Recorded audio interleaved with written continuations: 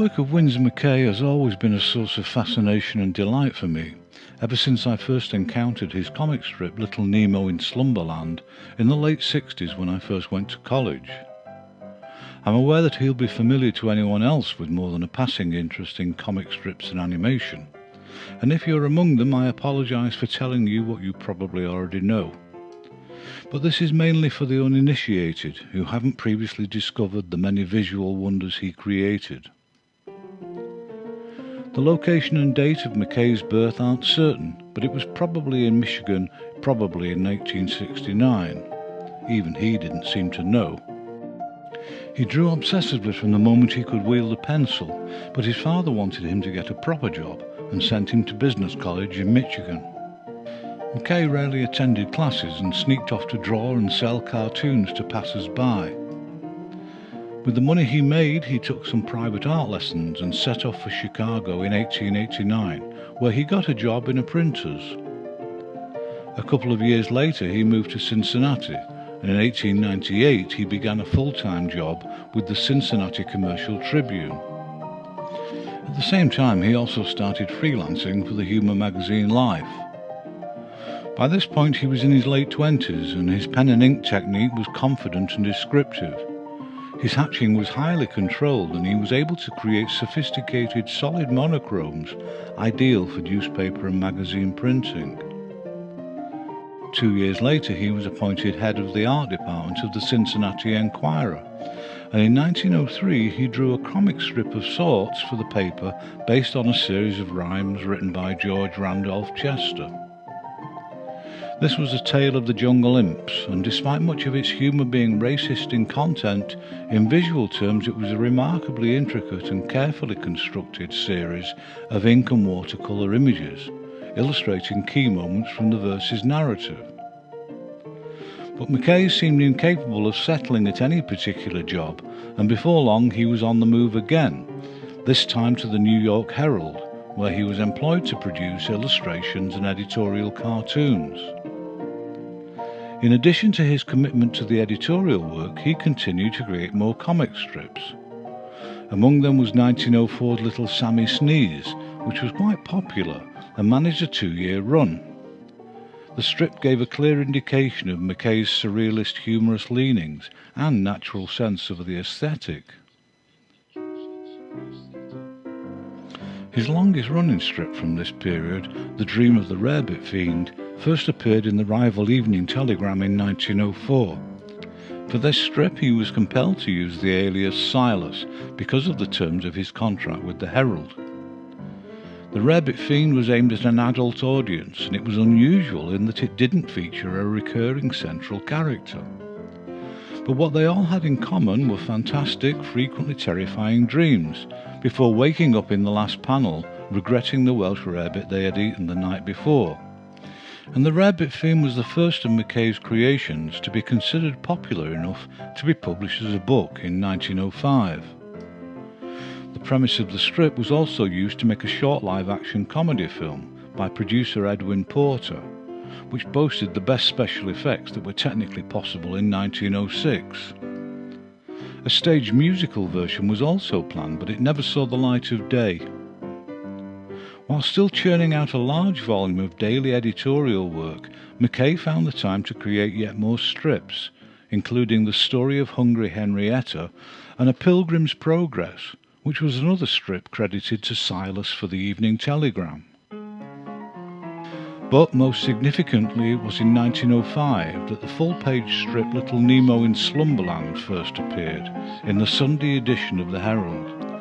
Thematically, Nemo was obviously derived from the basic narrative of the Rarebit Fiend, but as the title suggested, all episodes concerned the central character of the boy Nemo. The Welsh rarebit had gone, but in every week's instalment, when Nemo went to bed, he would experience fabulous, surreal and occasionally disturbing dreams from which he awoke in the final panel. And on that most basic narrative thread hung a work which is rightly considered to be one of the greatest and most influential comic strip masterpieces. McCay experimented constantly with the structure of the comic's page. The The layout was always different in each episode, and he took chances with the size and shapes of panels to enhance the visual quality of the page as a whole. The Herald was considered to have the highest quality colour printing of any newspaper at the time, and it used what is known as the Ben-Day process, with solid and dot screen areas used carefully to create an illusion of full colour. McCAY would draw the artwork as black and white line only and provide the printer with precise, complicated instructions regarding the colours used. By this point, with Nemo riding high and other strips doing well, he was approached in 1906 to perform what were then called chalk talks for the vaudeville circuit. For $500 a week, which is over $14,000 in current value, he drew lightning sketches in a 15-minute act in front of live audiences, as the theatre band played a tune called Dream of the Rarebit Fiend. He toured with this act for over a year, during which time he continued to create artwork backstage and in his hotel for the weekly instalments of Nemo. In 1907, a stage musical version of Little Nemo in Slumberland was created and produced, and it played to sold-out crowds, first in New York and then 2 seasons as a touring production. Unfortunately, it proved to be too expensive to produce, so it failed to make a profit and closed in 1910. In 1911, McCAY was lured away from the Herald by the Hearst publishing empire to create editorial cartoons and illustrations for their newspapers for a higher salary and a promise of more artistic freedom. His departure led to a legal dispute over the ownership of copyright of Little Nemo, and it was eventually judged that the Herald held the rights to the title, but McCAY owned the characters. So all McCAY had to do was to change the strip's title to In the Land of Wonderful Dreams, and that's how it continued to appear in Hearst's New York American paper. The Herald, meanwhile, did nothing with their ownership of the name, which without McCAY was worthless. It was around this time McCAY became increasingly fascinated with the possibilities of drawn animation. He wasn't the first, although he was frequently billed as such on posters and handouts.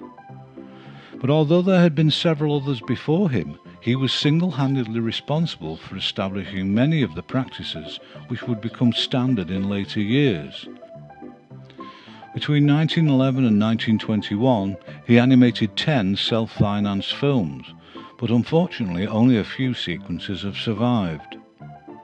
Undoubtedly his biggest success was with Gertie the Dinosaur, which he made in 1914. This animation was presented as an interactive theatre routine, in which McCAY appeared to give orders to Gertie, who would carry them out or not with comical outcomes. And McCAY toured with this creation across America, playing to packed houses wherever he went. The public was suitably amazed and entertained, and Gertie made him a lot of money. He and the assistants he had hired took just under 2 years to produce his most technically ambitious film, The Sinking of the Lusitania, which was released in 1918.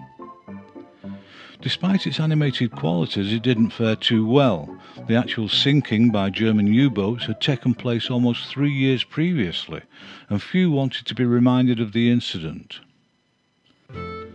By this time, his boss, William Randolph Hearst, had discovered just how little time McCAY was devoting to his job at the New York American. In addition to being paid a generous salary for his editorial work, McCAY was also earning yet more for his extramural activities.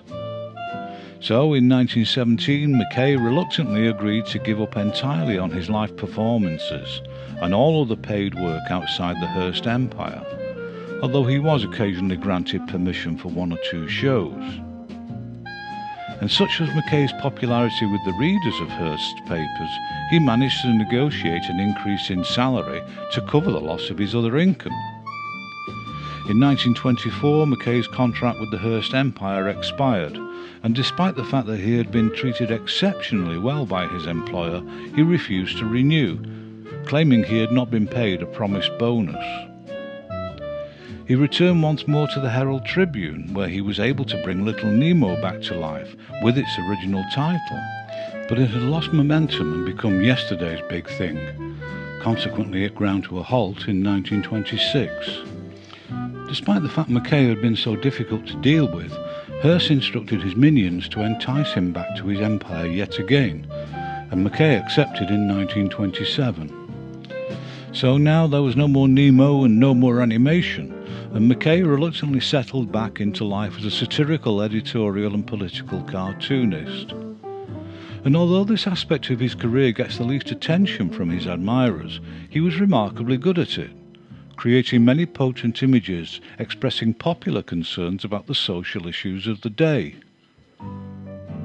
And that's how it continued for McCAY until 1934, when he suffered a stroke and died almost immediately. A few years after his death, most of the original artwork he had stored at his home was destroyed in a fire, and only a few original drawings survived. But we still have what's left of his animation, and fortunately a large amount of printed work. And with a bit of luck, McCAY's remarkable achievements will continue to inspire and fascinate, just like it did, and still does, with me. Thanks as ever for watching, and I hope you'll come back for the next one.